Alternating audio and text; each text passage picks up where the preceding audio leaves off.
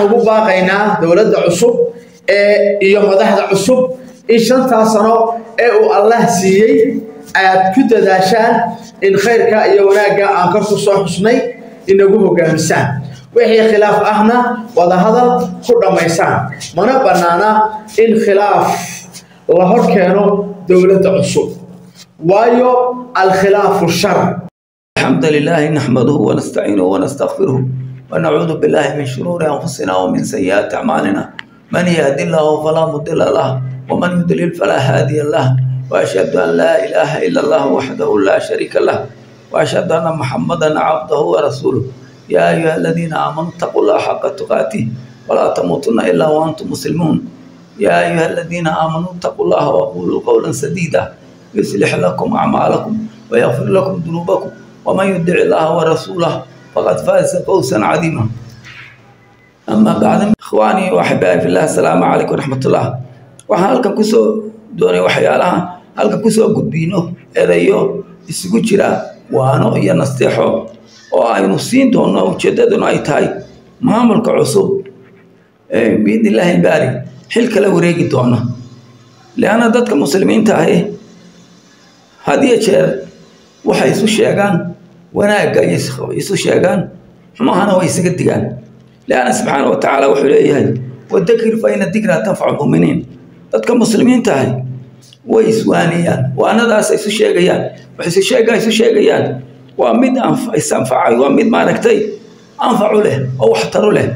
إتكسو دين إلهي قادته أو كل منته أو كعمل فشا أو قدبسه أو برته وحيلا كل ميان في آخر وحيليان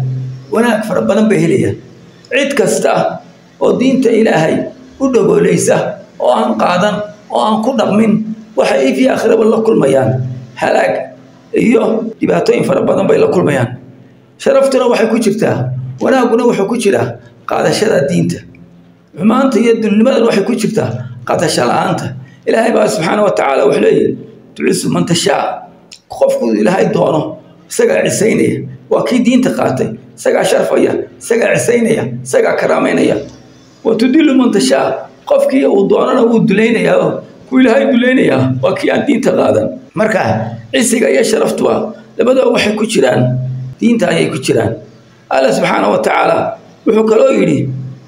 سجوا إلهي نوقع رمية إن تنصروا الله ينصركم ويثبت قدامكم إن تنصروا الله هذا إلهي لسان إلهي هذا لسان ينصركم يسقون وينه إلى هي الكيسة يونا كيسة آيات هليسان نوعين كيسة آيات هليسان شرفتي آيات هليسان إلهي سبحانه وتعالى ضدي الدنيا وحين كسيني يا شرف ينصركم ويثبت أقدامكم الدين تيله لسان يسقون إيه النصر كيسة أو السنسية وحوي يثبت أقدامكم وحليسان قمدين إلهي السبيا. السلام عليكم ورحمة الله تعالى وبركاته. sida uu inoo sheegay Sheekh Ismaaciil Caynaashe Jaamac oo kamid ah mas'uuliyiinta mu'assasada tawciya al-islaamiya maanta oo ay taariikhda islaamku ay tahay 11 Jamaadul Thani 1446 waafaqsana 12 bishii December 2024 aniga oo ku hadlaya magaca mu'assasada tawciya al-islaamiya oo aanu aasaasnay 2001 ilaa iyo maanta oo ah 2024 muddo 24 sano oo dacwad ah iyo dhiirigelin dhalinyarada aanu u wadnay intaas oo dhan haddii aan ka hadlo in yar tajriibooyin iyo tusaalayaal muhiim ah oo ummadda islaamka ku saabsan gaar ahaan waliba inaynu inagu ka faa'iideysanana ay tahay waxaanu ka bilaabaynaa oo xusid mudan inaynu ka bilowno jiilkii fariidka ahaa ee uu hogaaminayay nabiyullaahi Muhammad sallallahu alayhi wasallam iyagoo gaajoonaya aan marya xidhnayn isla markaana caloosha ku soo xidhay dhagaxaan gaajo darteed ayaa waxa ay sameeyeen oo ay ilaahay u sahlay oo ku guuleysteen in ay furtaan caalamkii oo ilaahay makasiye waxayna taasi ku timid raacisa ay raaceen kitaabkii Alle subhanahu wa ta'ala waana sharafta cid kasta laga doonayo haddaba xilliga nabiga sallallahu alayhi wasallam ma gaari karayne xilliga bal xilliyadeenan maxaynu tusaale u soo qaadan karnaa ama tajribo inoo noqon kara waxaan tusaale u soo qaadan karaynaa xilligeenan waad dareemi kartaan daalibaan markii ay soo baxeen xawli ayay ku socdeen marba dhul badan bay qabsanayeen maantana maraykankii ayay ka qaadeen waddankoodii ka xoreeyeen maantana ayaa waddankoodii u taliya waa maxay markaa waa hamigii iyo sharaftii ay ku tashadeen ee ay ilaahay isku xidheen ayay ku gaadheen sidaa maxaa tusaale kale iyo tajribo inoo noqon karaya waxa kale oo tusaale inoogu filan maxkamadihii markii ay muqdisho ka furmeen 6 bilood ayay si cadaalada waddanka u maamulayeen waxa marka wax mar walba saameyn inagu leh maadaama ayana Soomaaliya ay ka dhacday arintaasi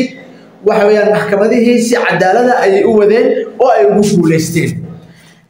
waxa tusaalaha ugu dambeeya noqonaya ama tajribada ugu dambaysa waa Suuriya